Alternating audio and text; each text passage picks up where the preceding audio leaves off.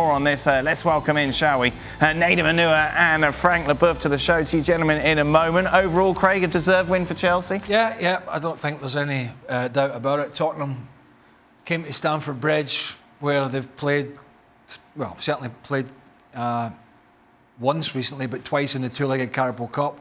So they've played Chelsea twice recently, been completely outplayed, and they came with a mindset, and it's understandable. Change of shape, went to a back four. Tanganga at right back, Davies at left back, Sessegnon on the left to protect, Matt Doherty on the right in midfield to protect, and Bergwijn up front to support Harry Kane and get back in a little bit and help after his 2 goals at Leicester. But it worked okay defensively to a certain extent for 45 minutes. But then when Chelsea took real control and got the goals, Tottenham weren't able to change it. So as an attacking threat, again, they were quite poor. And it's the Chelsea bounce that I thought, when I was doing the show Friday, that they were going to get, because they had been so bad recently. I felt they had to make a statement. And I kind of think this was it. It was much better. Ziyech was much better again with a goal. Mount was looking more like his old self. And they just controlled the game. And I think it's another sort of, bash over the head for Antonio Conte to realise just how big a job this is going to be. Yes, they might get in the top 4, but in terms of fighting for anything else, that's another bit of a lesson. Big statement from Chelsea today, Nedum. Yeah, it certainly feels that way. But I think for some reason, when they go up against Spurs, I guess they just like the matchup. I think in the 2 Carabao Cup games and in this league game, it's never really felt that close.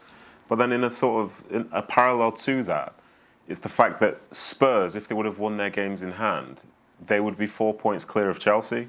So it does feel really strange. And Conte was going on, I think it was a 10-game unbeaten run in the Premier League. So it's really strange because I think he keeps saying that, the quality isn't there, they need better players and stuff like this, but they're still in with a chance. But then, as you say, you come up against a really good side like Chelsea and he seems so far off it. And I think that was shown today, and it was a very, very fair result. And, there are obviously 1 or 2 decisions we can talk about, but I think if that's all Spurs fans can really sort of look back on from that game, then I think it shows how far off the pace they really are in comparison. What was the difference for Chelsea today, Frank? Well, I would say that maybe the 2 days off that Tuchel allowed to the players make the difference, even if I know that Craig doesn't like the fact that he's using that tiniest excuses a little bit too much. I think I found players more willing to go forward. I would say not really the first half, because I was mostly disappointed.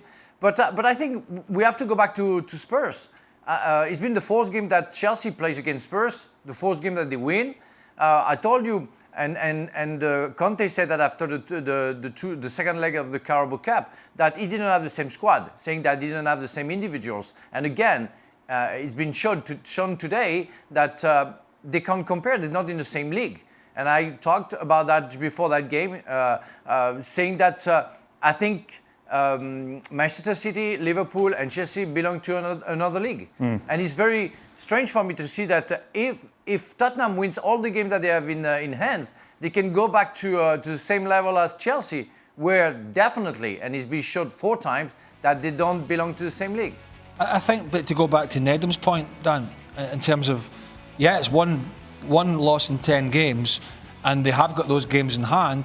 But I think it's slightly papered over. I'm looking back here at most of the league games. Leeds they beat, Brentford they beat, Norwich they beat, Liverpool they drew with, West Ham they beat, who are slightly on the slide a little bit, Crystal Palace they beat, Southampton they drew, and Watford they beat. So they're all kind of teams that are... You'd expect him to get something. I would say kind of at least 8th, 9th and below.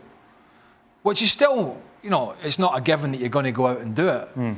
But I think the important thing is when you do play these teams, if you're Tottenham, you're beating them, because generally when you're coming up against the better teams, it's more difficult. Their performance against Liverpool in London, actually, Tottenham's, was very good in that draw. It was a slightly weakened Liverpool team, but it was an encouraging performance. The games against Chelsea have not been encouraging. Right. That's what I would say. But they've managed to keep this run going, or get this run going, by beating the Brentfords, the Norwich, the Leeds and the Watfords and teams like that. And that's propelled them to this position where, because of COVID and other things, they've got these games in hand and they're very much still in the hunt. But that's, I think, kind of papering over some huge squad problems in terms of quality that they have. Well, thank you very much for watching ESPN on YouTube. For more sports highlights and analysis, be sure to download the ESPN app. And for live streaming, premium content, and let's not forget as well, ESPN FC 7 days a week. Subscribe to ESPN Plus.